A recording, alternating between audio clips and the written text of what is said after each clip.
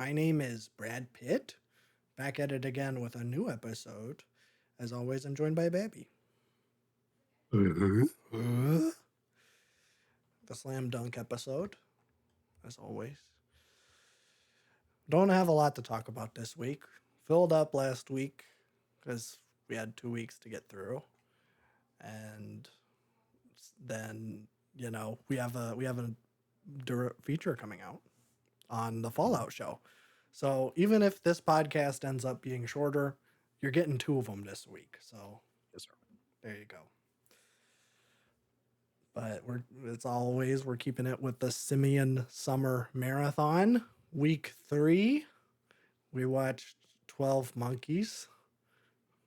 There's monkeys in the title. There's 12.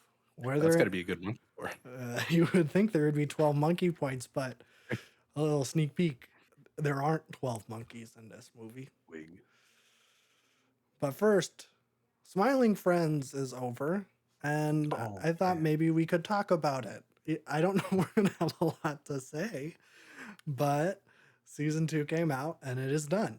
So what did you think of the season as a whole? I went in going like, ooh, what's happening? Yeah. This isn't hitting. And then it started hitting. I think episode 3 onward, I was in. I think the show just had a little bit of a transformation, and I think I just had to catch up a little bit. I don't think it's a bad transformation either. No. I want to say it feels more palatable, but it's not. I think you just have a bigger budget. You have more resources, so there's going to be a little bit different things going on. I think this is natural for every animated show. Like if you look at Adventure Time season 2 and Adventure Time season 6, they are completely different tonally. I think this just doesn't happen this early in an animated show usually. True. But I liked it a lot, actually. It's really endearing as this like semi-ironic, like kind of sitcom-y, weird animated show. I'm enjoying that there's like more of a fan base of it now too, and it's not just like weird internet people that knew about this animator. Yeah, that's true. And I think they did a good job fleshing out the characters without going too far. I think some animated shows, I think of like last season of Regular Show, where like Pops gets superpowers and all these like weird things start happening, and I'm like, this is too much. Yeah. Like, we've had these characters for too long. I like what they're doing here. I like the Alan storylines. Alan is fantastic. I don't know why, but just the way he talks is the funniest thing on earth. I love his episode where the landlord is trying to play Burnout Revenge for the PS2. That is stuck in my head constantly. But yeah, I like it quite a bit. It had to grow on me a little bit. I do think they intended this season to come out a lot later because there is a Halloween and a Christmas episode in here. Yes. Yeah, and the Christmas episode turns into a July episode, which is fitting. Yeah, but still, that's true. I was wondering about that because I didn't even know that the Halloween episode was a Halloween episode. And yeah, me neither. And then Pim at the end's like, "Happy Halloween!" I'm like, "Oh, this is a Halloween episode." Oh, okay. I guess it is on brand for Smiling Friends to be completely off about the holiday release, though. It works. That's true. That's true. They released the Brazil episode in the winter. Yeah. So I guess it is on brand. But yeah, I think I'm kind of with you. It took a little bit. I was kind of surprised because I was like, they're making like season 4 episodes in season 2.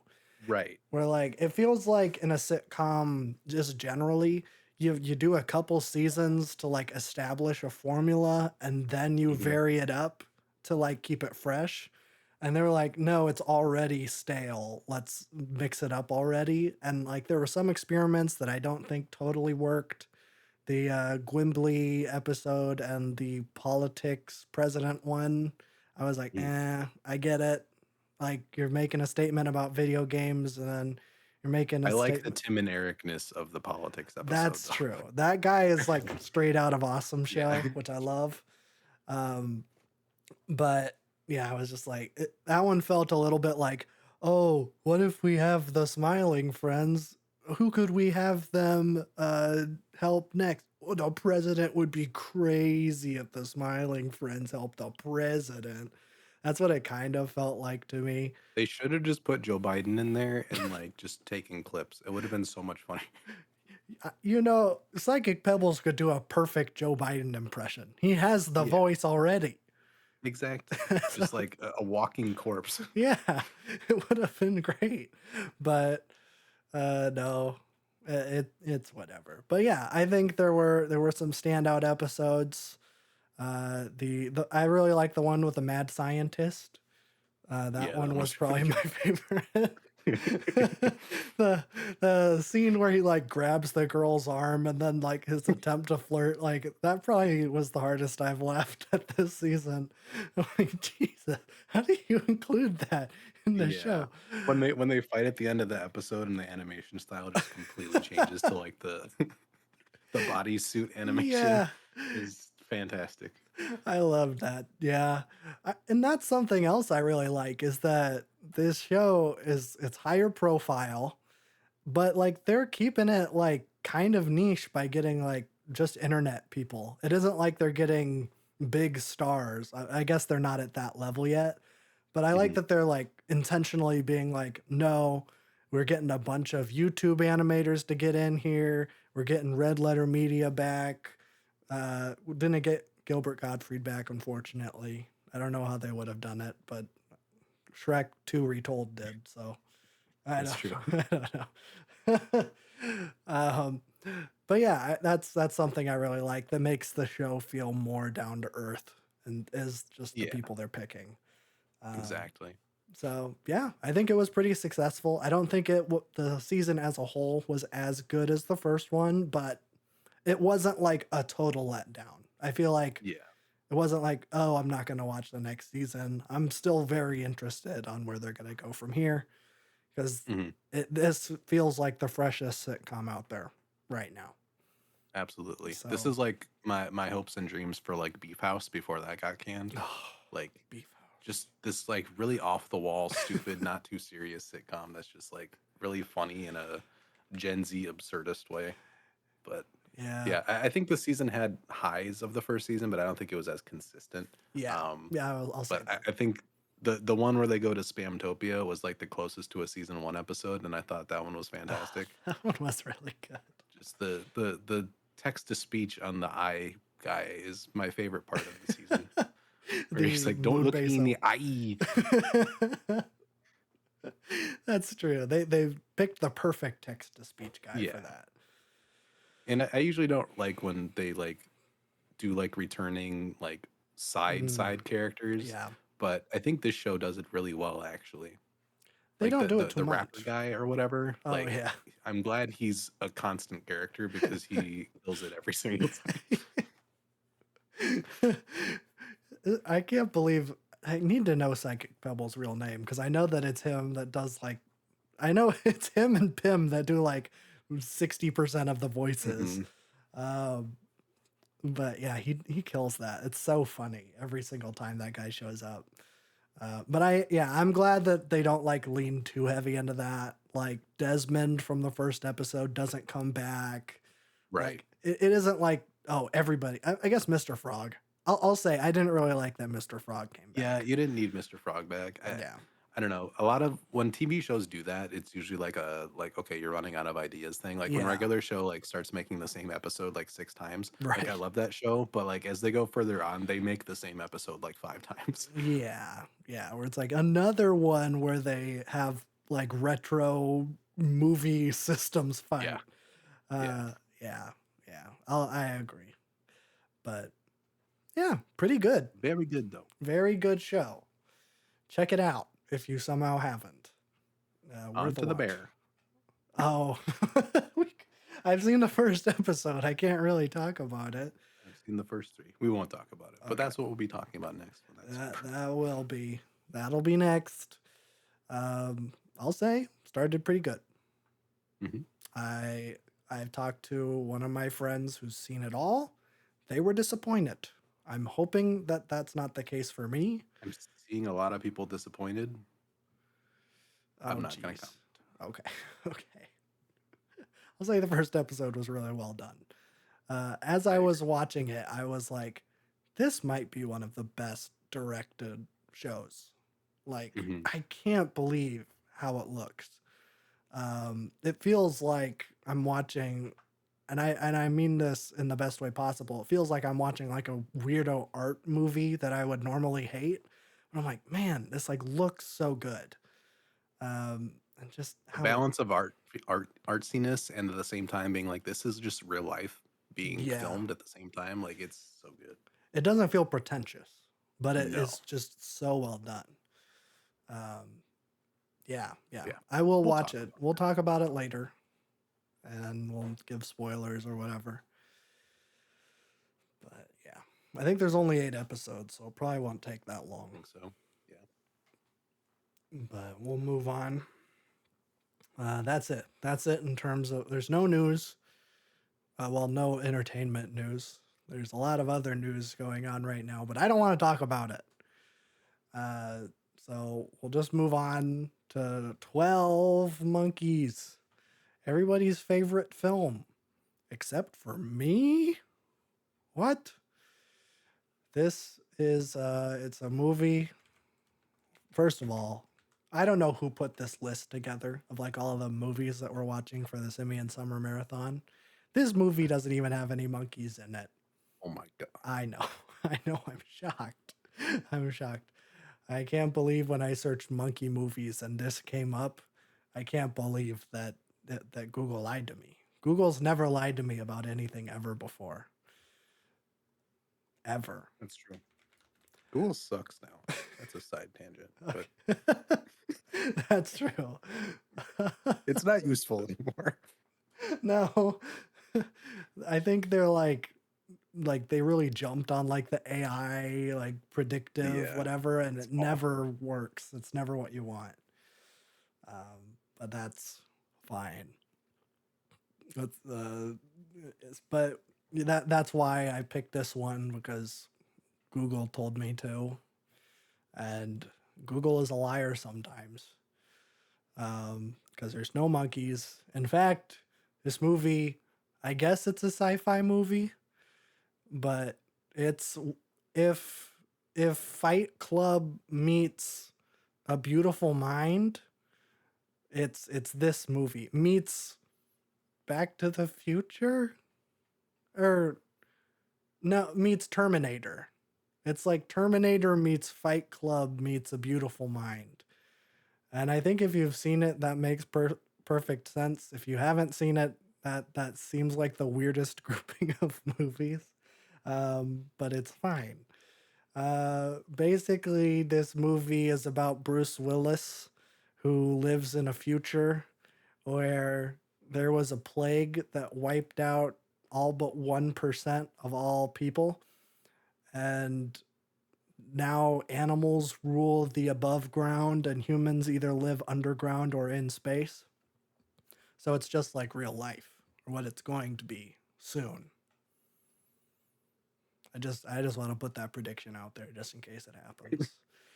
Um, but what's interesting about this movie is that it shares a lot of similarities with the hit film The Adventures of Shark Boy and Lava Girl by Robert That's always a Rodriguez. good sign. Well, not a lot of similarity. It shares one similarity in that the movie starts with a statement that is like, hey, it's not my fault if this movie sucks. I got the idea from someone else. Because, Shark Boy and Lava Girl starts off by being like, this movie is based on my kid's dream or something. So it's like, hey, it's not my fault if this movie is incomprehensible and weird. It's based on my kid's dream, okay? It's not my fault.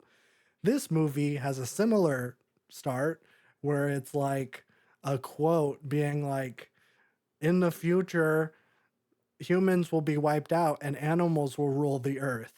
And then the quote is attributed to like paranoid schizophrenic in a mental hospital. And it's like, oh, okay, so this movie is based on the ramblings of someone that is a paranoid schizophrenic. So it's not their fault if the movie is incomprehensible and weird, which, by the way, it is. But I think it's interesting because It's weird and dystopian at points, and then it's just like offensive and other points. It's I don't know. It's interesting, but it's not good. It does a lot of things, none of them well. Um, Brad Pitt he's doing a Rosie O'Donnell, and I is she the crazy one? Is she the one that likes QAnon? She's crazy No, in some form. no, that's Roseanne. Roseanne No, was yeah, the that's Roseanne. QAnon. I think Rosie Rosie O'Donnell. O'Donnell's crazy though. Rosie O'Donnell was in a movie in the 90s where she played someone with special needs. Oh Um, yes, yes, yes. and it's very offensive and bad. I don't remember what it's called, but Brad I Pitt, remember Rosie O'Donnell being like a punchline in like the late 2000s. I think that might be why. You never go full Rosie O'Donnell, as Robert Downey Jr. said in Tropic Thunder. Um, Famously. famously, he said that. Um, but Brad Pitt did not take Robert Downey Jr.'s advice in the past, because he is doing a similar thing. He is playing a crazy person in a mental institution. And I think he was going for like, oh, I'm going to be in this like artsy movie. I'm going to be like Jack Nicholson and One Flew Over the Cuckoo's Nest or something. Like, I'm going to be this cool guy in charge of a mental hospital. But I don't think he knew how to do that. And I like Brad Pitt. I think he's a pretty good well, maybe I should say I like Brad Pitt as an actor. Yeah. There's been some things that have come out about him. I probably shouldn't say I like Brad Pitt. Um, but I think he's pretty good, especially in this era. It's like mid 90s, you know.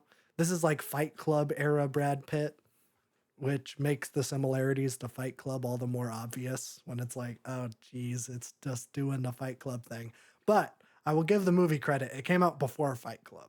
So it's not ripping off Fight Club. It's just weird how similar they are, but we'll get to it. But yeah, Bruce Willis gets sent back in time to before the plague started, which, by the way, they're doing whoever the scientists are in the future. They never really say what they are. They just call them scientists. They're like, hey, we're going to send Bruce Willis to like 1995, like 2 days before the plague starts. And then they mess up and send him to 1990 instead. But we don't know that that was an accident until like halfway through the movie when they pull him out, and then they're like, oops, that was a big oopsie. I didn't mean to do that. Okay, we'll change you to this time now. So, like, the first half of the movie, I'm like, what's happening? Because Bruce Willis gets sent back in time, and he's like a normal dude in the beginning of the movie. And then for like the whole first act, he's like, I don't, he has like the mental capacity of like a 5-year-old, and I'm trying to be as respectable as possible because like he's like almost like nonverbal. He's like drooling. He like it's like what happened to Bruce Willis? And like the whole first half of the movie, I'm like, this is so weird. He's just spending time in a mental institution while Brad Pitt is like doing his shtick. And Bruce Willis is just like drooling in a corner, drawing with crayons. And I'm like, what? This is a sci-fi dystopian movie? Like, what is supposed to be happening right now? I don't get it. And then they pull him out and they're like, oh, the whole first 30 minutes of the movie were an accident. Doesn't really matter. Okay, let's move on to the rest of the movie where Bruce Willis is only like semi-functional, but he kidnaps a lady and then she gets Stockholm syndrome because Bruce Willis is dreamy, I guess. But he like kidnaps her and threatens her at gunpoint. So I guess it's straight up Stockholm syndrome. But that's where the movie starts. And then Brad Pitt, I guess it's like 5 years in the future, and he's leading an underground revolution. This is where the Fight Club comes in because he's leading an underground revolution to take down corporate America. But I guess it isn't like Tyler Durden in Fight Club where he's like, oh, it's kind of like almost hippie-ish in that movie where he's like, oh, all material possessions are bad. We're gonna blow up all the credit card companies so everybody who's in debt can live without debt, and we're gonna be saviors, but we're gonna do it by killing a bunch of people, whatever. In this movie, Brad Pitt's like, I just want to kill everybody on the planet. I think it would be pretty cool. And I got the idea from Bruce Willis when he was nonverbal in the very beginning of the movie. And it's like, okay, it doesn't work as well in this movie. There's not a whole lot to say, you know. This movie has nothing to say really, except for watch out for mentally disabled people. Watch out for those neurodivergent folks, I guess. That's probably the theme of this film. Well, that's That's the message. That's what I took away, anyways. Like, oh, okay, that's an interesting theme. They should have just had that. Like, doesn't how does Fight Club end? I know there's like a Pixies song playing, and then uh, something happens, and then is there like a quote at the end? I think there's like a Tyler Durden quote at the end, or is it at the beginning? I don't remember or care. But this movie doesn't end like that. I will go into spoilers because the ending of this movie was so stupid that I need to talk about it. Because the whole time for the second act, we're like, oh, Brad Pitt, crazy Tyler Durden is going to unleash a plague because Bruce Willis said that that was a good idea. Oh, it's all Bruce Willis's fault. And then, like, it turns out at the end that Brad Pitt's plan the whole time wasn't to unleash a plague to kill everybody in the planet. It was just to let all the animals out of the zoo. And that's why the animals have taken over the planet, is because the animals were let out of the zoo. And so, like, that's the moment where we're like, oh, so they fixed it. So the plague doesn't happen anymore because the 12 Monkeys, which is the name of Brad Pitt's secret organization for some reason, because there's no monkeys in this movie. Even when they let the animals out, you don't even see a monkey, you see giraffes. It's a total scam. And it's like, oh, it's all perfect. But I didn't even mention this. Throughout the entire movie, there's flashbacks to Bruce Willis when he was a kid and he's at an airport and he sees someone get shot. And like, as soon as you see that, you're like, oh, okay, that's going to be either Bruce Willis or Brad Pitt because it's clearly a dude in a wig. And so it's like, well, okay, it's got to be someone important. And then, like, halfway through the movie, Bruce Willis puts on a wig and a mustache, just like the guy from his flashback. And I'm like, oh, okay, so it's Bruce Willis. And then they still treat it like a grand reveal at the end when Bruce Willis gets shot by cops in the airport. And it's like, this is the most obvious thing ever. Like, you gave it away. Like, why are you, like, doing the slow-mo, like, white vignette around the shot? Like, this is like, oh, dude, this is the best reveal in the whole world. This is even better when Bruce Willis thought he was a skeleton or whatever from that M. Night movie. It's like, why is it always Bruce Willis? I don't know. I don't know. It's so weird because this movie has a twist and has Bruce Willis in it, and Brad Pitt leads a revolution, and it's Brad Pitt. It's a weird combo, but I guess the point of the movie is that there's the point of why we're talking about this is because there's no monkeys in it. Therefore, this movie is the first movie to get 0 monkey points. Oh my god! I'm very disappointed in 12 Monkeys. Now, next week, I'm guaranteed to get at least 1 monkey because it would be very misleading if this movie didn't have a monkey in it because we're watching the ape. There has to be an ape. If there's not an ape, then this is the worst named movie of all time. But I think this movie has, it's either Bela Lugosi or, what's the dude's name? Boris Karloff. I think it's Boris Karloff, the guy who played Frankenstein. He plays an ape. So I'm intrigued. I don't know about you. Of course. That's what we have in store for next week. Don't watch 12 Monkeys. Even aside from it not having monkeys in it, it's terrible. Um, so just stay away. Just stay away. I was just kind of shocked because it has an 80%, like an 88% on Rotten Tomatoes, which by the way, Fight Club has an 80%. It's weird that this movie has a higher Rotten Tomatoes than Fight Club, which I think is a better movie. I hope no one will disagree with me. But also, this movie has a 3.9 on Letterboxd with like the grand majority, like 100,000 people giving it 4 stars. I was shocked. What are people seeing in this movie that I'm not? Am I am I dumb? Let me know in the comments down below if I'm a stupid idiot for not getting the intricacies of 12 Monkeys, a worse Fight Club. Do I need to explain the beautiful mind thing? But I don't think people care. Whatever. I talked about Fight Club, and a Terminator thing makes sense because he's going back in time. A Beautiful Mind is the movie with Russell Crowe where he's I think he's a paranoid. I don't know what he is. He might be a paranoid schizophrenic, but he's like a genius. And then like he for like the first half of the movie, he's like being recruited by the government, and then it's a big twist when it turns out that all of those people are fake. And it's like, whoa, big thing. And that kind of is the thing with Bruce Willis where he becomes like dumb and then he starts I don't know.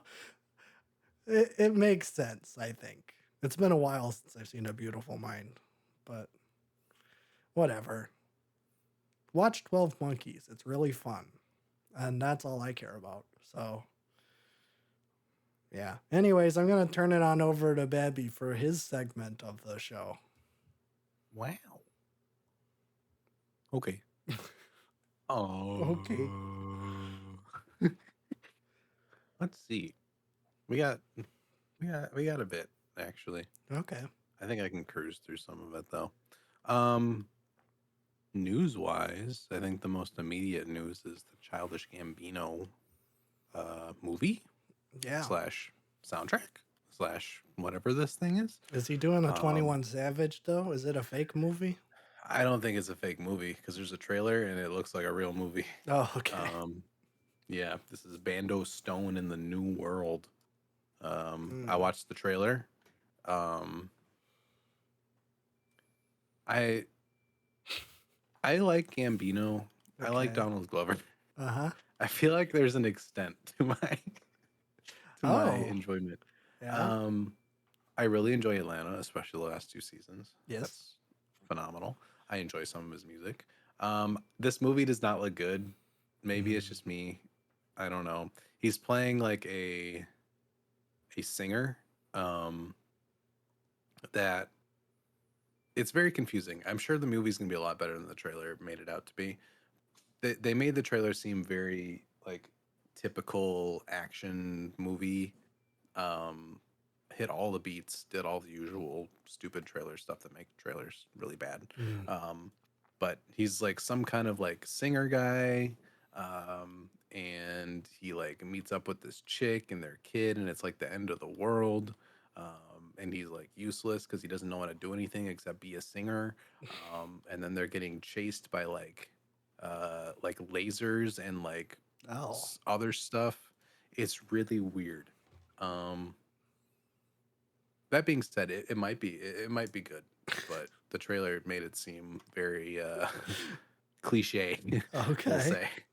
Um, but at this album, the last Gambino album, he has confirmed multiple times, uh, is going to be Bando Stone in the New World, which is a soundtrack to this movie. Um, so what I'm interested in is how do you do your last album and do it justice when it's a soundtrack to a movie? How do you Mm, make a musical statement as your last statement and make it cohesive without seeing the film and without making it too much like a soundtrack? That's my major concern. Um, I don't know when the movie's coming out, but the soundtrack comes out on the 19th this month, which is pretty quick. Um, yeah.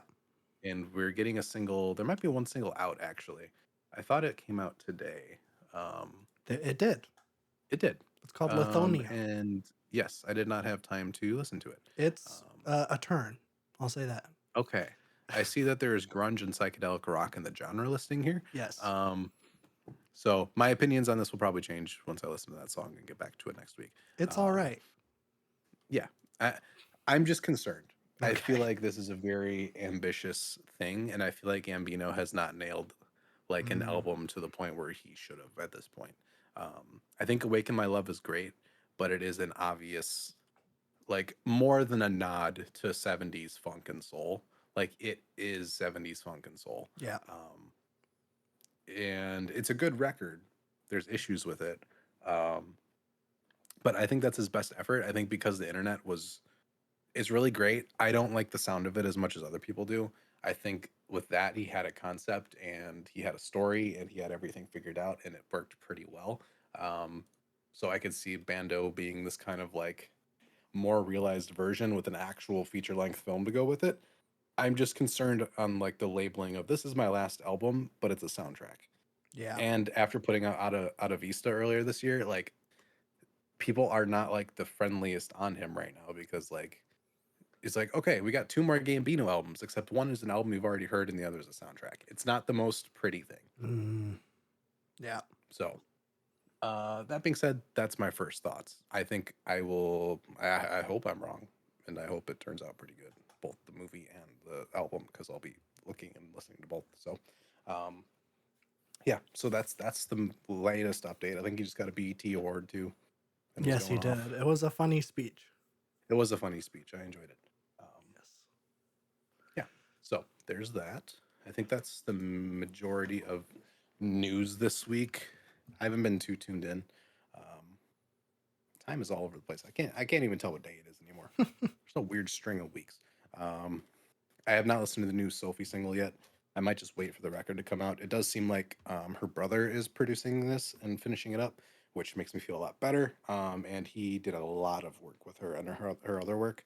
So I am excited for this. I think it'll be really good, really good. But I'll get to the single eventually. I just did not have the time this week, and I kind of forgot about it. Mm. And then I think Eminem announced when the last Slim Shady album is coming out, which is July 12th, next Friday. Thank you, M. Thank you, Eminem. I don't know if I'm gonna listen. I torture myself with this every time he drops an album. We'll see. And then we got Claro next Friday, I think, as well, Yeah. which I'm very excited for. There's a new single. I did not listen to it. I'm waiting for the album.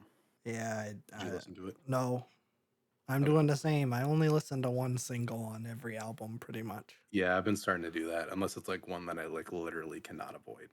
That's true. But I'm very excited for that. We'll have a reaction for that. Absolutely. I'll be out of town, so we'll figure out how we're gonna record that. Okay. I always thought an in-person recording would be fun, Oh, but that's it true. takes a lot more work to get it set up. But it could be an option. We could do it. I could figure it Um, out. yeah. And then we got Denzel on the 19th. This month is kind of stacked because we have Porter Robinson the week after that, I think. That's true. So, and there's a ton of stuff we want to do on the channel. We are slammed. Yeah, yeah. I don't know how we're gonna fit it all in. It'll have to be. We'll do our best. Yeah, we'll figure it out. But let's get into actual music. Enough of this news stuff. Um, let's start. There was one single this week, and then the rest were records. New single from a new group. I don't think I brought them up before because they are brand new. So Backwoods, Billy Wood's label, has a new artist, new group, I should say, called Oxa. They are a Norwegian experimental jazz group, which is so out of left field for Backwoods, which is a pretty grounded like New York indie rap label, similar to something like what LP was doing with Company Flow and that kind of thing. So bringing in an experimental Norwegian jazz group is a turn, but one that makes so much sense for what they're doing. Um, they have their first single out, Three Headed Axe. It is ridiculous. The sax is just absolutely mad on this thing. Um, but I'm excited. They're gonna have a record coming out this year. They're gonna have Billy Woods and Elucid on it, and I believe Cavalier as well. Just thinking about how Billy Woods and Elucid are gonna tackle like this kind of style, I think it's gonna mesh really well with them. I'm really excited for it. This year has been great for jazz, and I have not even checked out the Kamasi Washington record yet for some reason. Oh. I'm waiting for the time to be right. I feel like sometimes I try to shove in a record where I'm like not as invested Mm. in it as I think I am. So I'm waiting until I want that hit. So I'll get to Kamasi this year, I swear. But the other jazz records I've checked out this year have all been fantastic. So excited for that. Definitely an interesting announcement this week, but it's kind of cool to see. Um, but yeah, that was the only single. Got three records What? that came out this week. Um, let's start with We'll start with Boldy James. Boldy James and Conductor Williams collab record Oh. across the tracks. I kind of knew this was coming. Like Spotify kept saying there's a new track out from Boldy James, and then I go to his page and I can't find it for some reason. So I knew this thing was kind of coming, but I didn't listen to any of the singles because I could not find them. I also didn't look that hard. But uh, so Boldy and Conductor, I don't think they've done a record together before, and if they have, I have not listened to it. Um, yeah, I don't think they have. I'm not seeing it here. But this is a pretty short, sweet, to the point, 26 minutes. Um, it's pretty good. I mean, it's a Boldy James record, and you know what you're going to get. I think the best thing about Boldy James is he does switch up his producers. Um, I don't think this record's as good as the Nicholas Craven collab earlier this year. What was that? Penalty of Leadership. I did enjoy that one a lot more than I thought I would. I was like kind of mid on it when it first came out, but it grew on me a lot. The production on that record is so simple but so catchy. And Boldy does some fantastic like lyrical and storytelling on that record. This one felt like a lot more of a EP focused. There wasn't a main focus to it. It was kind of just like the typical, you know, verse, verse, verse, and conductor beat. The conductor beats are pretty good. I enjoy them. Um, I think he gave him some pretty good stuff. Conductor's producer tag is always one of my favorites. It's just so out there. Yeah. Uh, it's just conductor, we have a problem, and like an old timey like train conductor voice. Oh, And that's it's sick. very loud and it starts every track. And it's great. Um, there's I don't know. It's a good record. It does not hit as hard as other Boldy James records for me, but I also probably have to listen to it again because these records do tend to grow because there's nothing too flashy with these things. It's just like once those loops kind of hit you, you get a little bit of addicted to the tracks. I will say though that Boldy is still like one of the best like just like presence like rappers that just like take a track and go with it. Um I think some people could label him as like kind of monotone and boring. But the way he carries tracks and the smoothness between his verses and choruses and the way he switches things up and everything is just really fantastic. I think it's old switcheroo on this record where it's like it has a trap flavor to it, which is really interesting from him. Um, but turned out really well. There's some great lyrics on these thing, and there's some bizarre and just wild lyrics on this thing, like something that West Side Gun would say. But it goes over pretty well. So if you like Boldy, you will like this album. I enjoy this album as well, but I'm not like the most crazy on it. I Mm. think Penalty of Leadership for me was a little bit more fleshed out. But yeah, he is still killing it. Boldy is still one of the best out right now. Also, he has a feature from BoJack on track two. Is that his son? I I don't don't know. know. It sounds like a kid is rapping, and I would assume it's his son since you know Boldy James, BoJack. Yeah. It makes Yeah. sense. It makes sense. But yeah, pretty decent effort from them. I will probably give it more listens and have more thoughts eventually, but if that happens and I have a change of heart, I will update if I remember. Okay. I feel like I have a caveat with every single new release this week. Yeah. Okay. Yeah. All right. We got James Blake and Lil Yachty collab album. What? Bad cameo. Yes. Oh. This was coming. I forgot about it. And then it popped out. I'm like, oh, yeah, this exists. Um, so it is 10 tracks, 43 minutes. I was interested to see where Yachty was going to go after his last record, which was a psychedelic rock record. Yeah. One that I enjoyed quite a bit. It Yeah. was Me really too. fun. I think the way his vocals work over psychedelic rock production was like unexpectedly great. Um, and I was really curious. And a collab album with James Blake. I love James Blake. James Blake is fantastic. I think vocally he is one of the most interesting people out there right now. His vocals are just like gorgeous. Put on any James Blake record, and you're just gonna get blown away by just the vocal talent of this guy. His high range is just so good. So what are these two gonna do together on a record? Um, I have very conflicting thoughts on this. It sounds nice. Like it's ambient, it's dancey, it has this really nice, like almost house feeling to it. It's very, very smooth and watery, and it has a really cool soundscape, and I enjoy that quite a bit. Um, I don't think James Blake and Lil Yachty having them both on a track works at all. Hmm. um, there's a weird disconnect. I don't want to say that Yachty makes this thing worse because I don't think he does.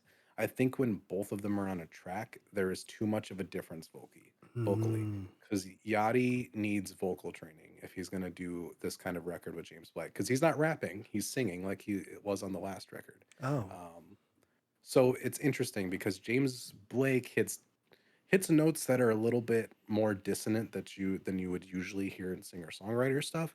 He hits these really interesting mid notes that are like you don't hear a lot from artists. So there is like a little bit of a sourness that he brings to his voice, but then he resolves it with like the best high note you could ever have. Yachty is off key a lot, and the vocal tuning Hmm. is harsh because Yachty needs that kind of auto tune on his voice. Um, which is not a bad thing. The auto tune on Yachty's voice makes it really interesting when he has this kind of like yodely like mid range voice. That is really cool.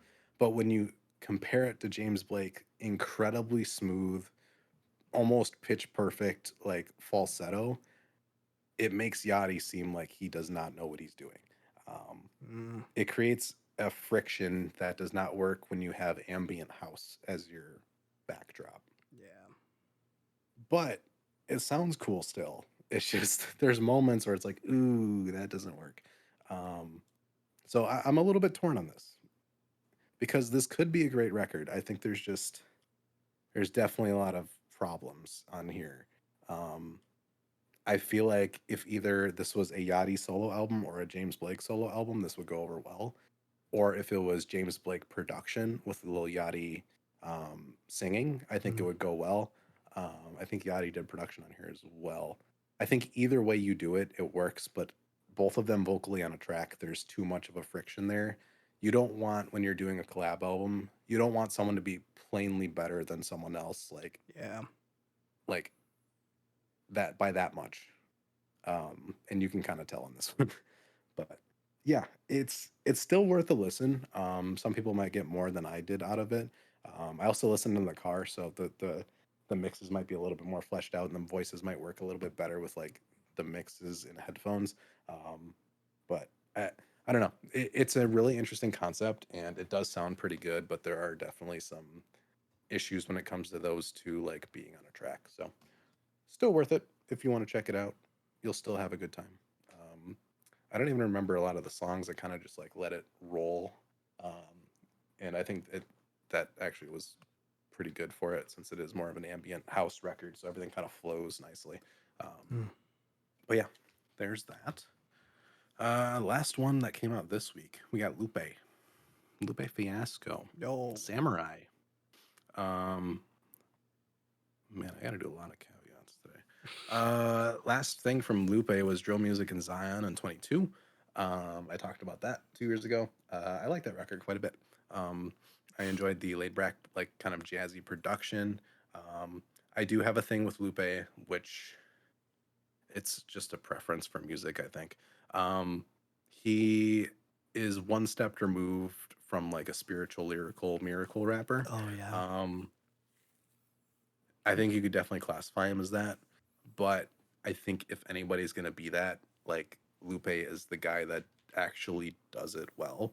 Um, I think a lot of the style has kind of been ruined by Eminem clones and white boys trying to like be rap saviors while having abysmal lyrics and just doing the most choppy, fast-paced flow on earth.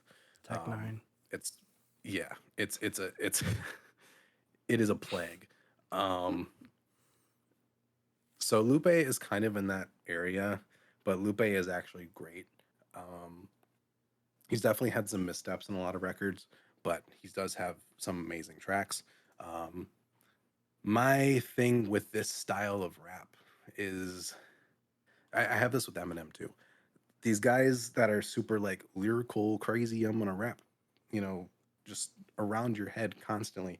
They enunciate every single syllable and every single word, and it's so choppy and it's not enjoyable for me to listen to when you are enunciating every single syllable to make sure that you know that I am rhyming all these syllables together.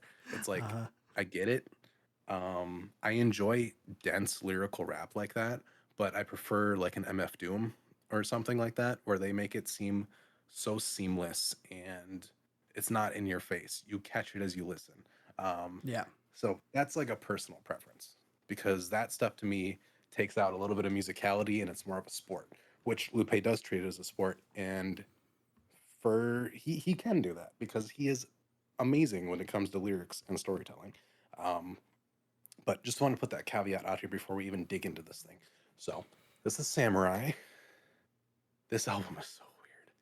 It's 30 minutes, so it's very palatable, and it sounds really good. It's very jazz rap, very laid back production. The hooks on here are pretty good. I think the title track is fantastic. Cake, especially the rhyme scheme he does on Cake, is just unbelievable. Again, he's walking that line of spiritual miracle, but the way he's using these syllables and building the words and actually putting substance instead of just like doing words with multiple syllables that match up. Um, it works so well. We don't get anything on here that's akin to like a mural. I think mural is like one of the most dense songs of all time. I don't expect him to do one of those. I think Dissect has like a 2.5 hour episode on mural. It is a feat of rapping. Um, but I do prefer this kind of laid back jazz style that's going on here. I think the thing with this record, man, this is where I have another disconnect with Lupe. So this record is a concept album. Mm. Now, what is the concept? Um, Oh yeah, you told us about so this. Lupe watched the Amy Winehouse documentary that came out. Was it 2000s? I forgot when that came Yeah, out. I think so. Um, and there was one part in that documentary where she left a voicemail to her manager saying about how she loved rap and wished she could like be a battle rapper or something. So Lupe was like, "Hey, what if I made an album from the perspective of Amy Winehouse as a battle rapper? What? Yeah. What? What kind of concept? That is ridiculous." Um, I'm kind of like torn because I think part of this is literally just like I'm gonna say this is the concept of my record because it's gonna get me so much publicity. Well, Um, yeah. I think that's part of it. I don't think that's a majority of it. Lupe cares about his art a lot. As a concept, fine. Take that ridiculous concept. He always tries to like go farther and farther to see like what he can do. The issue when I have with Lupe and concept records is he barely pulls off a concept um, to like completion. Usually it's like he'll do it for half the record and it'll kind of fall off. Um, I think he works better in like something like Mural, where like he can do an entire story in one track instead of having to like do a whole record. I think that's where his kind of pitfalls happen with concepts. Mm. Um, I mean, even Miss Mural on Drill Music and Zion, that is an entire concept in one song, and it is done absolutely perfectly. It's one of the best rap songs of this decade and probably this century. Um, I think when it comes to samurai and you have this whole like Afro samurai thing and like sharpening your skills, having these nice jazz rap things, and then you throw in this Amy Winehouse concept, you're already muddying it.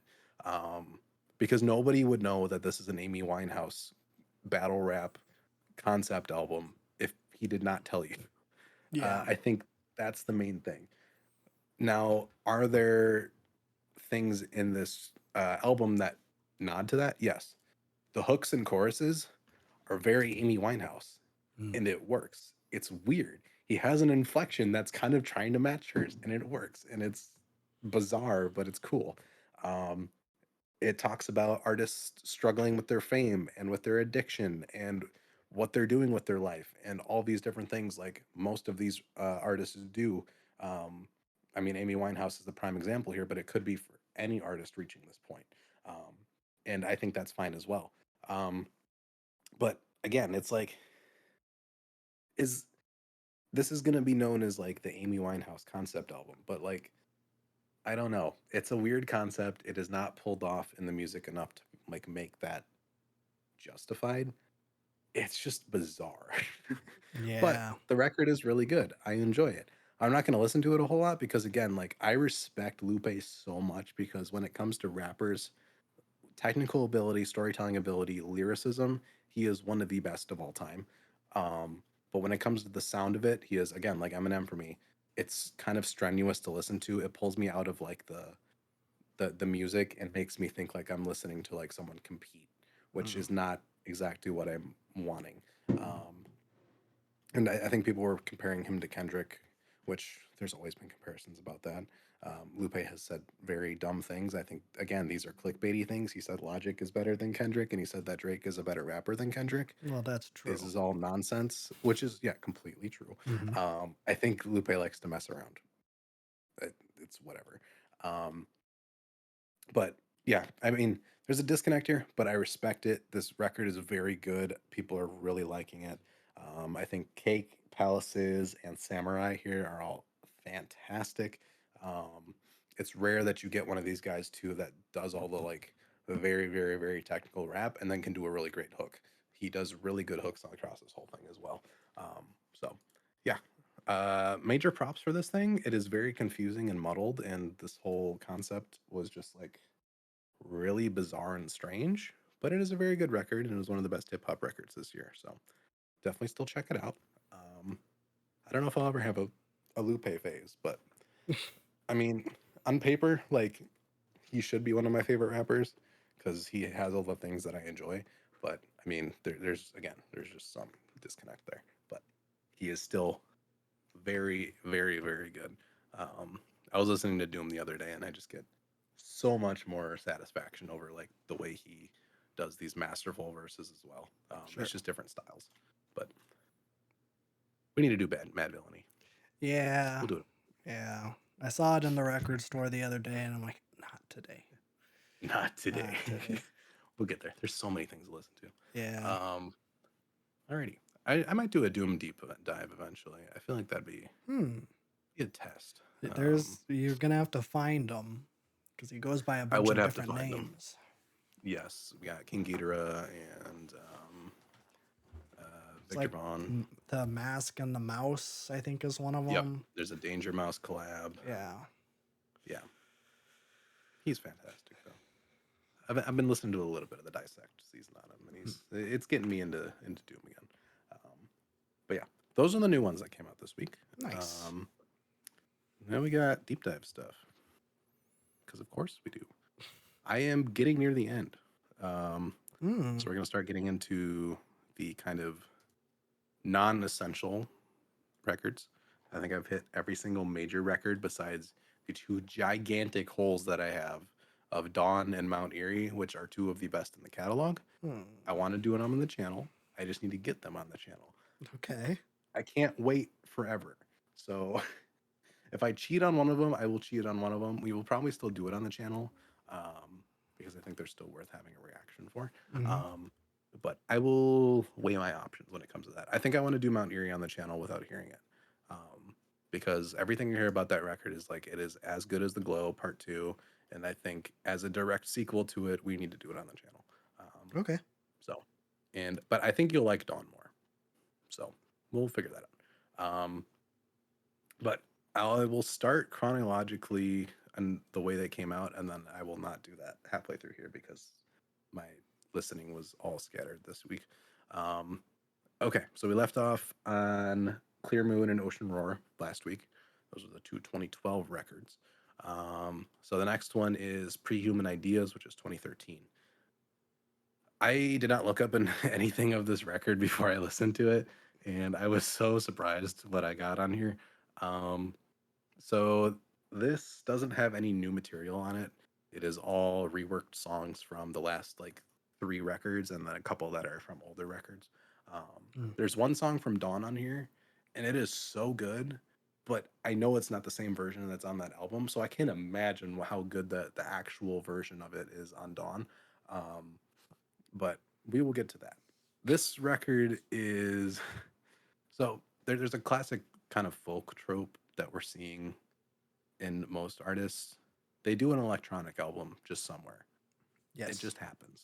You got Bon Iver, you got Fleet Foxes, you got Sufjan. Well, Sufjan kind of started electronic, but same thing. You get it. It's a very common thing to happen. But this is like a weird turn to electronic. This is like if you Daft Punked the last three records. Oh. Um, Phil has not used autotune, I don't think, anywhere in his discography. This whole record is autotuned vocals, like full on Daft Punked autotuned vocals, not just like a vocal filter to like make you match a pitch or something. Hmm.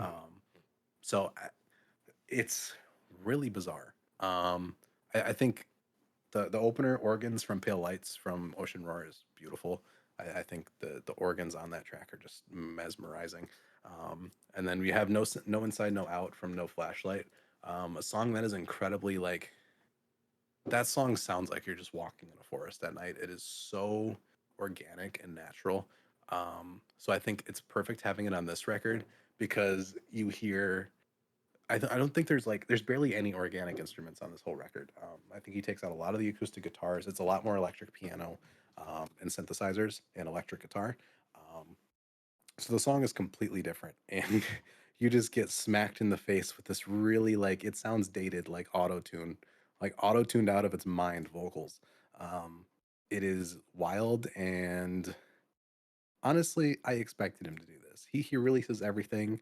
There's so many versions of a lot of his songs. It gets kind of confusing to keep track of. I feel like I have to make uh, like a Charlie style like mailroom chart of all of these different things and connect all the lines for this deep dive because there's like four versions of a lot of these tracks. Um, but I don't think I don't think I'm gonna listen to any of the tracks on this record like outside of this record, or if I'm gonna even listen to this album like further. I'll have to for the deep dive, but um it's an interesting experiment because everything is just like auto-tuned out of its mind. The instrumentals are really great when they're kind of digitized. I think especially like what was it? I think Lone Bell and House Shape work really well. Um House Shape is weird because it focuses a lot on like these strumming guitar parts and this distortion coming through. So when you make it all digitized, it turns really sour. Um and gives a completely different vibe. Man, this record is like kind of laughable if you take it outside of anything Mount Erie has ever done. If this is the only Mount Erie record you've listened to, one, you've done it wrong, but two, this will shut you off of it for like ever. Mm. It is so weird. Um, but it's kind of charming in a way. I mean, like his whole thing is like speaking through nature and relating life to nature and trying to figure out the questions of life through like the natural world and the place he lives and all of these different things that he's been talking about on the past like honestly all these records, but especially when it comes to like Wind's poem through Ocean Roar, they're all very nature focused in wind, in the moon, in the ocean, and the revelations between all those and stuff like that. So then you come to this record and you take the human out of Mount Erie, which Mount Erie, the best part about Mount Erie is it is so like painfully human at times. That is the draw of him as an artist in this kind of moniker that he's using is just like this is the most human, organic, raw music that you can get when it comes to like folk and things like that. And that's the main draw. So what happens when you take him out of that? And these songs, some of them become cold, some of them have more depth to them. Um, I don't know. I think this leads into his next record as well because he's kind of playing on this like dichotomy between nature and technology, and even just the fact of the album cover, just him sitting in a chair with his like Mac open, like literally working on these tracks. It's interesting that something this organic and natural and beautiful still comes out of just a laptop that he works on. So I think he was kind of taking that to the extreme, where it's like, here's what would happen if the program made it and not me. So it's a cool experiment. I it's not it's probably the worst in his entire catalog, but it's interesting at the least. Mm. I think I Say No is the track that was on Dawn on here. Um, That's the only song I haven't heard on this record, and it was my favorite by far. It is still gorgeous, even with the weird. Um, Sounds like Portal 2 audio or auto tune Mm. on this one, which is like really funny. Um, but it's an interesting record. This is one you definitely don't need to do if you're doing a lot of these records. You can skip over it. Um, but I think it is an interesting thing to include in your catalog. But all right, Sauna is next, 2015. This is the next major release in the catalog. Um, and this is, I would say, I'm trying to kind of like categorize these things for the deep dive because I think there's obviously things that like get stuck in his mind for multiple albums and then he kind of switches it up a little bit. He seems like he looks at his discography and tries to react to the last thing he does, which is really cool. Um, so Sauna feels like it is a start of a new chapter in Mount Erie. Um, this is the most microphone sounding Mount Erie record, I think. So we get a lot of the slacker rock back. We get a lot more of the harsh transitions between loud and quiet songs right next to each other. A lot of those kind of things from the microphones are showing up on here. But it also blends what Mount Erie has been doing on Clear Moon, Wind's Poem. I think especially those two. I think those are the main influences when it comes to this.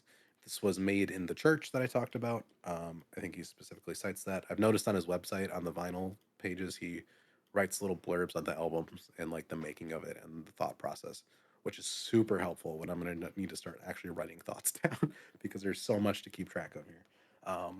But this one kind of hit me like a truck because it's so entirely subtle, but then I got done with it and I'm like, that was the most satisfying listen I've had in a while. Hmm. Um, I think it's just it's not a return to form because all of these records have been really great. It's a return to what I was most familiar with when I before I started really getting into some of these records. Um, in a way, it's a great blend of everything he's done in Mount Erie so far, and I think this record is severely underrated in the catalog. Like every other record here, multiple listens enhances it so much. I think just you have to get your footing with a lot of these, and I don't think that's a bad thing because on paper it's like if you listen to this in the background, you're not going to get much from it. You can do it first just to get like dip your feet in the water and figure out what's going on here. But once you get that like full attention listen, it really opens up. So the title track is the first one, 10-minute song on the dot. Um, Absolutely gorgeous ambient piece. It is the slowest build of synths and stuff. It is incredibly satisfying. Um, I haven't gotten too much into like the the thought process around a lot of the record's themes. It definitely seems like a mature look at his kind of thought process when it comes to like nature and technology. Um, this record has, again, that makes it much like a microphones record because the innocence of the songwriting and just kind of the feelings of this record are shining through, and I think that's part of what makes the music so good. Um, but Sauna, great opener, just gorgeous track.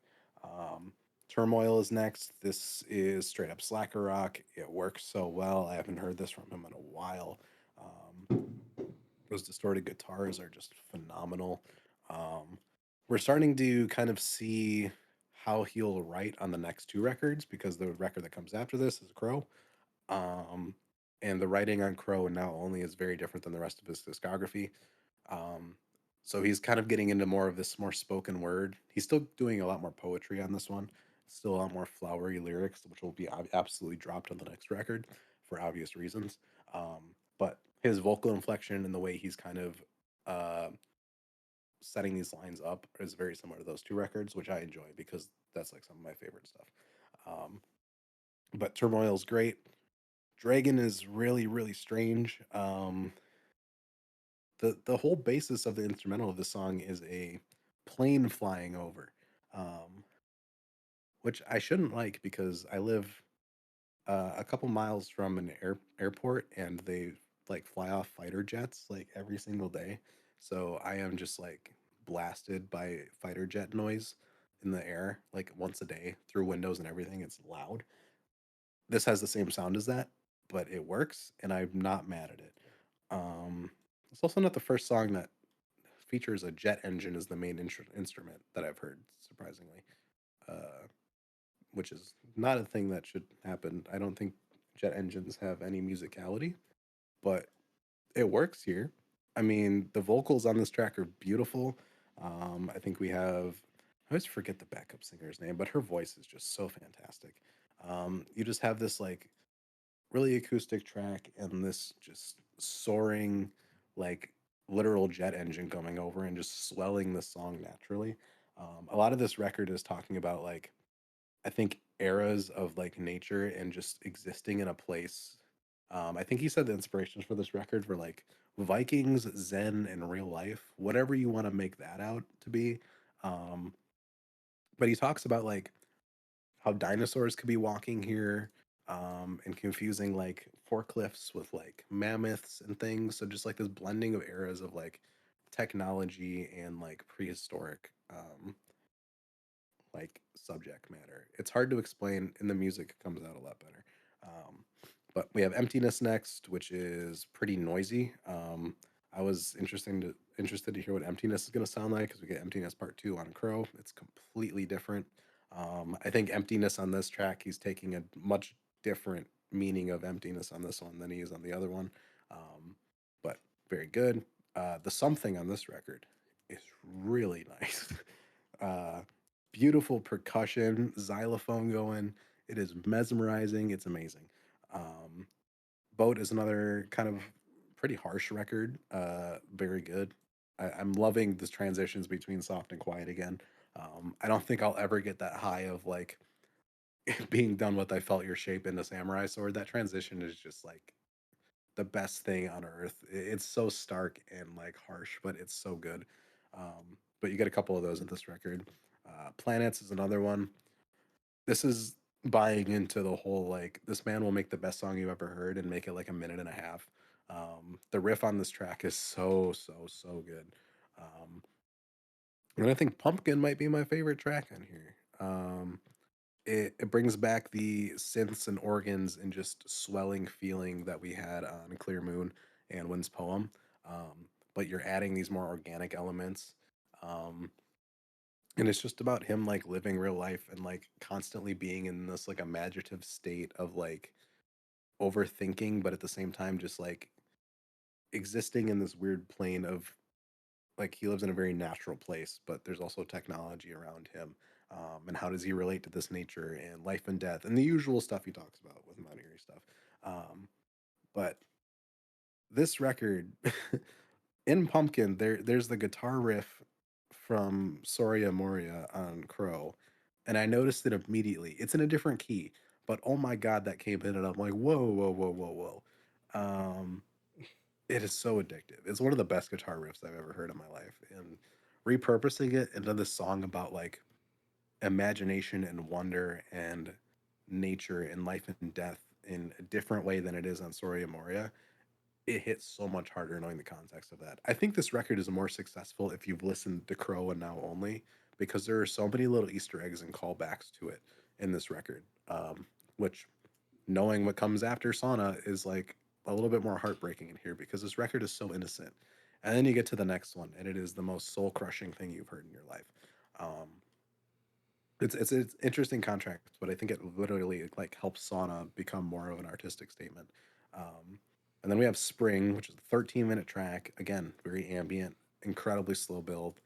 Um, just gorgeous though. Like again, it's not what I'm gonna listen to outside the album, but like in the album, it is such a nice break. Um, and then jumping to the closer, Youth. Youth is so good. It's one of the best kind of guitar led tracks he's had. Again, this imaginative state that he's been kind of in, and um, this never ending dichotomy between him and nature. And like every time he seems to find answers, there's more questions that pop up. Um, it's a pretty straightforward acoustic track until there's just like a random like bass drop effect that comes in every once in a while, which at first was a little bit off-putting, but I enjoy it quite a bit. So Sauna is fantastic, like one of the best in Mount Erie's catalog so far. Um, it was a surprise one too because I don't hear people talk about this record like at all. But I don't know. It kind of hit me like a truck. I think knowing everything surrounding it and what comes after it, it's like it fits so perfectly where it's at. Um, but yeah, fantastic. I think Soria Moria on Crow is like turning out to be the best song in his catalog, probably. I think all the callbacks, like it references about 4 or 5 microphone songs and Mount Erie songs and recontextualizes either musical pieces or melodies or actual lyrics. And the way it wraps up his entire ethos in this really heart crushing track is just like insane to me.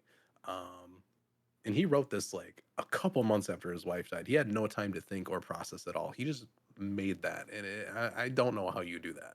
Mhm. Um, but yeah, I'm gonna have to have a whole section on Soria Moria and the deep dive because I have too much to say about it.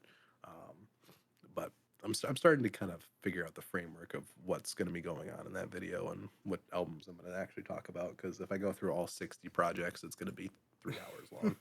Um, but yeah, that was the Mount Erie. That's all Mount Erie albums besides Dawn and Lost Wisdom Part Two, which Lost Wisdom Part Two I will do next week. Um, so I started getting into some EPs and compilations then. So we got what did I do this week? We got Black Wooden Ceiling Opening, which is the Mount Erie EP from 2008. So same era as Dawn and Lost Wisdom. Um, I think all of these songs they appear in different stuff, but I'm not sure where. I've heard some of them. This is his Weezer album. Oh. It sounds very Weezer-ish. It is a lot more noisy and aggressive and upfront and kind of punkish, and it's kind of cool. Um, I love how the main records are you take them so seriously, like the main ones in this catalog, and then you get to the EPs and compilations, and it is just like it's fun, it's quirky, it's different. But yeah, this one was a lot of fun. I think the version of Stop Singing on here is pretty great. Appetite is loud and in your face. Um, yeah, it's super fun. Again, I love how he just kind of puts everything out there. Um, so that one's pretty good. Uh, and then the last one I listened to this week was a microphones record because I have not done as much microphones as I have Mount Erie, mostly because there's not as much material. Um, but a lot of it comes together in like, what is this? Is this an album? Is this a compilation? Is this an EP? I don't know what this is. But this is Song Islands from 2002. I did Song Islands Volume 2 a couple weeks ago. That was a Mount Erie release and kind of recapped the first like or the last 5 years of Mount Erie into one compilation. Except there was a lot of songs in there that were I don't know where they came from. They might have just kind of showed up on that compilation. But Song Islands, I think, is pretty popular within kind of the microphones area. It's one that I slip past because it's not on the main page of their album of the year, so I keep forgetting about it. Um, but it is a compilation of everything from their first record up through the Glow Part Two. It seems like, um, and it is way too good for a compilation record. Like this seems like a throwaway record because it is just a compilation of songs and parts of songs and different versions of songs, but it is really, really, really good, and I don't know why. Um, there's just so much great material on here. I miss the microphone sound because I've gotten far enough now where there is a distinct Mount Erie and microphones difference. Um, I like a lot more of the lo-fi, slacker rock, indie rock, just all over the place madness that is the microphones, and you get that on here. Um, I think yeah, you have the Moon acoustic version on here, which is so good. I mean, the Moon in general is one of the best songs I've heard. The acoustic version is just as good. It slows it down. It's a lot more lyric heavy than it is like his lyrics get pretty drowned out in the Glow Part Two version. Um, but that one's fantastic. I Lost My Wind is I think it's a new track, but the basis of it is Headless Horseman's melody and guitar part in a different key, and it is absolutely fantastic. I think that's part of why Song Islands is so good. Is it's he's taking bits and pieces from the Glow Part Two and editing them and his earlier albums and just editing them and making them different, recontextualizing, but it still sounds just as good. Um, I think when it comes to the Glow Part Two's like creation process too, a lot of it was kind of scrapbooked and like here's a melody, here's this, here's that, and then kind of just slamming it all together and somehow you make one of the best things of all time. I don't know how you do that, because it seems so disconnected when you just look at like the different pieces that he has. But yeah, the Moon acoustic is fantastic. They also have a version right after that, which is just slight altercations to the Moon instrumentally that you hear on the Glow Part Two. Again, incredibly satisfying. Antlers is another fantastic one that I have not heard. I think it only appears on this thing. Um, Incredible. I'm loving the more like acoustic led kind of singer songwriter stuff that on here. I kind of miss that. I still love the kind of drony stuff that we've been getting on Mount Erie, but going back to that is just it's so satisfying. Um, but yeah, this is a fantastic compilation. It's I would kind of if you're gonna do a deep dive, I would not miss Song Islands. It is a compilation. It's not an official record, but this thing actually works as a record, and it's really fantastic. So, yeah, don't miss that one because that is so good. But yeah, that is it. That was a lot.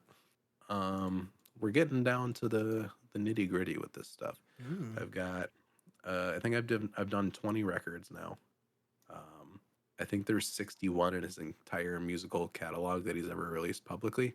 I don't know if I'm going to do all 61 because a lot of that is going to start being like um, little like 2-pack EPs and very, very early stuff. I think the microphones in general was, he was just like playing around with recording stuff. Like he wasn't making fully fleshed out songs for a lot of these. It was just merely the skill of recording and seeing what works, seeing what doesn't. So I might go back to those really, really, really old stuff, but I don't know if it's entirely necessary. Um, but we're getting down to it, and it's such a good journey. And I was thinking about it today because I'm like, I have not listened to Mount Erie or Dawn yet, which is two of the best in the catalog, and I'm already kind of mind blown by like how consistently good like his entire catalog is. Um, so I am so excited for those two. I think Mount Erie will be a for sure on the channel. If I do break down and can't wait anymore, I will probably do Dawn and then report back. It's probably one that you'll be really interested in because it is straight singer songwriter indie folk. Okay. Um, none of the none of the weird atmospheric black metal or drone or ambient that we're getting later on. Mm. But yeah, so we'll go from there. I got to start thinking about how to write this stuff, um, which is going to be interesting. I haven't had to formally write things for reviews before. Um, I might just listen to all of them and take notes as I go and go from there. That's probably the easiest way to do it. But yeah, that'll be coming sometime this year. All right. Yeah. Uh, Boy of the week, I guess. Mike the Snare. I feel like he was gone for a while. He came back with a Sufjan deep dive video. It's very Yo. good. Um, I think he was one that was like, okay, I want to do deep dives because he does them so well. Mm. So yeah, check him out. He's fantastic when it comes to deep dives. He has kind of a Jerry way of reviewing things because he did a Sufjan deep dive, and the deep dive he did before that was Pitbull. So but Why? it's very good. I don't know, but he has a very entertaining way of doing deep dives. It's very kind of quick and to the point, but there's a lot of good content packed in there, and I'm gonna take a little bit of inspiration from there, so I'm not too wordy because I can get wordy if I'm talking a lot of albums. Because Sure. I'm gonna have to talk about like 20, so I'm gonna have to be concise with a couple of these. Um, but yeah, I think that's all I have. Sweet. Got what are we doing this week? We're doing a retrospective this Ah, week. yes.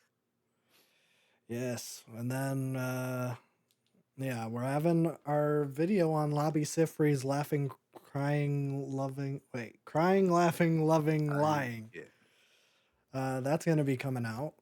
So check that out. It's pretty G dang good. I think it surprised Very both of good. us. It's very, very good. Yes. Um, yeah. So we'll be doing that, then the retrospective, and then we'll be doing Claro. And then we were gonna do Seven Swans. I'm not sure if that's still the plan. I guess we'll see when we get closer. But There's too much stuff coming out. yeah, there might be too much stuff coming out, so that might have to wait. But that's okay. Um, but yeah, It's happening though. We It have is. confirmed it happened. It is the next I'm wheel excited. pick. Yes. I am too. I need to finish up the Sufjan discography. Yeah, we'll do Michigan, Age of Ads this, after and that. Age of Ads are staring in my face. Yes, I sir. feel like a faker by saying that Sufjan is one of my favorite artists. I haven't even listened to all of his stuff. Gotta get at least the essentials in there. I got, well, yeah, I got the big ones. It's hard for us because when we want to do that, it takes us months because of our recording system. Yeah, that's true. So I'm But going to try to do these deep dives at least once a year. those are, yeah, that's good. I I need to do something like that. I don't really do that with music. I listened to a little bit of Bill Withers, and now I'm off doing something else. Yeah, I I feel like something has to really grasp me to allow me to do it. mm, Because otherwise, it's like you're just forcing yourself to listen to an artist, and it's not going to turn out well. yeah, if you're forcing I yourself to don't do want it. something, you're not gonna like it. Yeah. Oh, one thing I forgot: Oh, new King Gizzard album. what?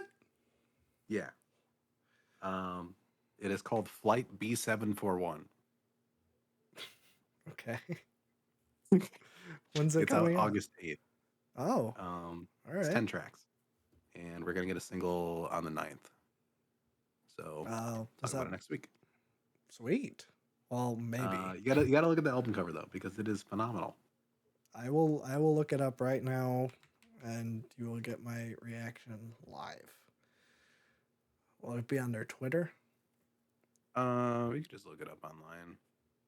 I think I saw it on Instagram, but I'm sure people have publications out right now. Okay. New King Giz album. Flight B7. Oh, it's on their Instagram. Okay, here we Yeah. go. This. Oh, geez. That's interesting. Mm-hmm. What is it? I don't know what the sound's gonna be or anything, but it is a triple 4-decker plane made out of wood with pigs on Little it. piggies on it. Is Yeah, this it practical? It looks looks like it's great. practical. It looks practical. Huh. Okay. Well, I guess we'll I'm see. so ready. I love quirked up giz, and this is the most quirked up you can get right now. Yes. Yes. I feel like it's been a hot minute. Yeah, this is their 26th album. So Man, I'm excited. It's been a long time since Giztober. yes, it has. Yeah. That's good. I wanted to give a little shout out because I have been absolutely in love with this album Guard Dog by C Rose. Holy mackerel, this album is great. Um, I have a feeling that if you listen to it, you would have issue with the vocals because he sounds very similar to Phoebe, and he's doing a Phoebe thing. It's a male Uh, voice though. It's different. well, okay, so I think he's trans or Hmm, something. It's in the female register, but I think he gotcha. identifies as male. Um, but holy mackerel, the writing in it is great. It might be one of those things where this is gonna tide me over until we get to a Phoebe record, and that's gonna absolutely blow me Gonna do away. that too. But I mean, man, it's Man, really good. I would recommend Guard Dog. I added it to my wheel, so we might do okay, it good. sometime. I would like to. It's sad, so it is like a Phoebe thing, but I've gone through the most devastating albums consistently, so yeah. I'm ready for anything. Okay. Well, I know it's no like Crow looked at me or anything like that, but it is Oh yeah, I can handle it's rough. it. Yeah. Yeah. Man, we So still have not done Phoebe. There's so many records we need to do. I know Phoebe is one of those where it's like I'm ready for it now, and I Yeah. feel like I need it in my life. Yeah, Uh, I think it might be time to kind of shove it in there whenever we have a second. I'd be down. I whether Just what would we do? Stranger in the Alps or Punisher? well, mm, I like kind of want to start with Stranger in the Alps, but like Punisher is like a lot better. Okay.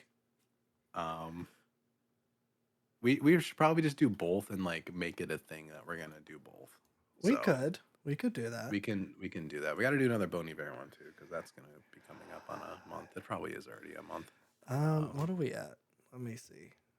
Cause yeah. Yep. It is Mhm. exactly, it was 4 videos ago. Great. Okay, so we got to fit that in too. This is inside baseball right now, but this is what you get on the podcast. Oh, jeez. Yeah, we should probably do Claro, and then we should probably not do Denzel on the channel. Probably do Porter Robinson. Yeah, we'll do Porter Robinson for sure. Yeah, that's two. That's two new releases that we'll have to get down. So what? But Claro and then Bon Iver and then Porter Claro, Bon Robinson? Iver, Porter Robinson, Sufjan. I mean, then we can throw on a Phoebe if you want. We I don't could. know. I'd be down. I got to get one of these microphones ones off too, but maybe we'll kill Dawn on the channel and we'll do Mount Erie and fit that in because that will be a block on my writing. Oh, I'm sure. Okay. Well, that sounds good. A tentative plan has been Yes, laid out. and maybe we'll do Claro live in person. That might be a fun thing to do. Yeah, I could get that set up. It'd be Hmm. pretty I easy. could bring my mic down too if we needed to. We could. I'm not sure. We would have to turn our gains down really low. Yeah. But we'll get it figured out. That'll be interesting. But that's it for this week's episode of the Boy Time Podcast. Next week, watch The Ape. Yes, sir. Yes, it's on Prime, so it's not one you're going to have to go out of your way to get. I feel like most people have Prime because it isn't just a streaming service. It's a family, and that's what's so powerful about it. True. So check that out.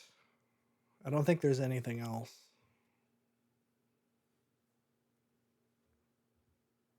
Mm-mm. Bye.